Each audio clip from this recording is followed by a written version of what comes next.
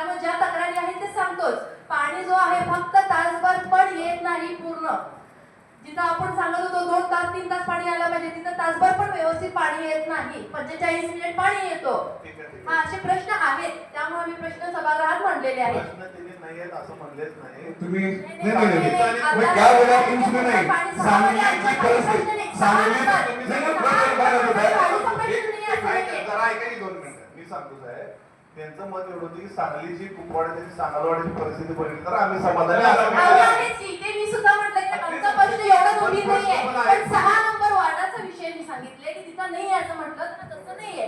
जे जिथं आम्ही जातो आणि तिथं नागरिक आम्हाला तक्रार करतात ते आमची तुमच्या समोर मांडतो.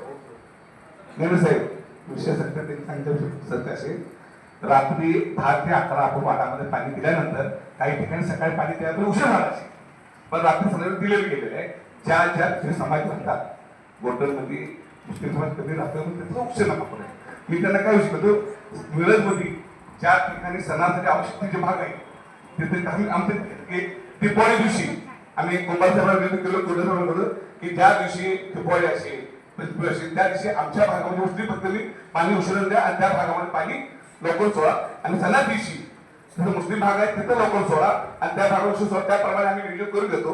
गोटन दिल्लीमध्ये थोडा उशीरने गेला असेल, कारण गोटन दिल्लीमध्ये इथं समाज राहतो, त्यामुळे थोडं पाणी रात्री आपण सगळ्या भागावर केल्यामुळे उशीरने गेलं असेल, पण पाणी गेलेलं आहे. आणि मी असं म्हटलं नाही आमच्या वाड्यात पाणी होत नाही.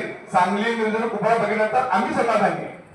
तुम्ही आता तुमच्या वार्डात 4 नंतर तुम्ही मिळून कोऑर्डिनेट करून पाणी सोडा आणि घ्या. आम्ही वाद काय भांडण करत नाही. ड्रेनेजचा विषय घ्या. आपण साहेब कोल्हापूरचा 15 घरातली पाणी नाहीये, पाण्याची नवीन पाईपलाईन टाकलेली नाहीये.